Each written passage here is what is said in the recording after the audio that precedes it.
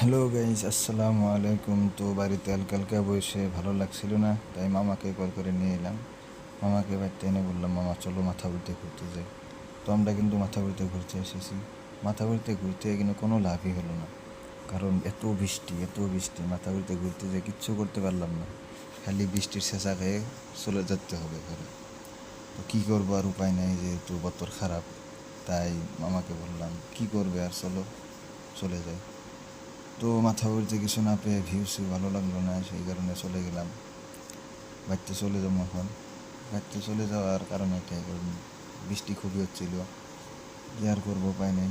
তো মাথাবরির রাস্তাটা কিন্তু খুবই ভালো লাগছিল, তামাম ফাঁকা, কারণ একটা গাড়ি গুড়ি কিচ্ছু নাই।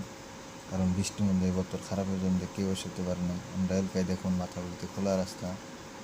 তো খোলা রাস্তার কারণে আমি কিন্তু ভালোই যাচ্ছি স্পিড। তো স্পিড যাওয়ার কারণে মামাকে দেখাই দিল। দেখা দেওয়ার পরে এখন কিন্তু আমরা চারালি পেয়ে গেছি। চারালি পাওয়ার পরে এখন কিন্তু আমরা চলে যাচ্ছি আমাদের ফ্রেন্ডের বাড়িতে। তো এখানে দেখুন আমাদের সেন্টুলির তেল ডিপো, এটা তেল ডিপো। যদি তেল পুরো আপনারা তেল নিশ্চয়ই ভরাতে পারবেন এখান থেকে, যদি আপনাদের কোনো দিন তেলের দরকার হয়, বহুত তেলের। তো এখন যাচ্ছি আমাদের ফ্রেন্ডের বাড়িতে, কারণ আমাদের বাড়ি অল্প দূরে আছে। এখানে ফ্রেন্ডের বললে যে অল্প আড্ডা সাড্ডা মারবো। তো আড্ডা সাড্ডা মারার আগে আমরা কিন্তু বহুত দূর আছি এখনও ফ্রেন্ডের বাড়ির থেকে। তাই আপনারা দেখতে পারবেন এখানে কলেজ, পুরানগাঁও আঞ্চলিক কলেজ। এটা কিন্তু পুরানগাঁও আঞ্চলিক কলেজ। এই কলেজে কিন্তু বহুত বড় বড় মানুষ পড়ে। আরও এখানে কিন্তু বহুত নানান ধরনের খেল প্রতিযোগিতা করা হয়। তো এটা হলো সন্তুলা আঞ্চলিক কলেজের গেট।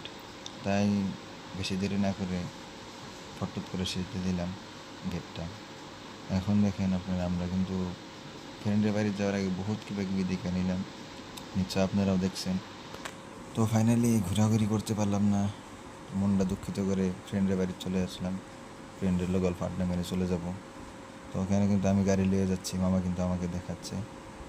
তো গাড়ির দোকানের কারণে এটাই, রাস্তা এখন যাবো না, বতর খারাপ। তাই আমি গাড়ি সামনে ফেলে থুয়ে মামা ঘরে চলে গেল, আমি গাড়িটা থুয়ে এখন ঘরে চলে যাব।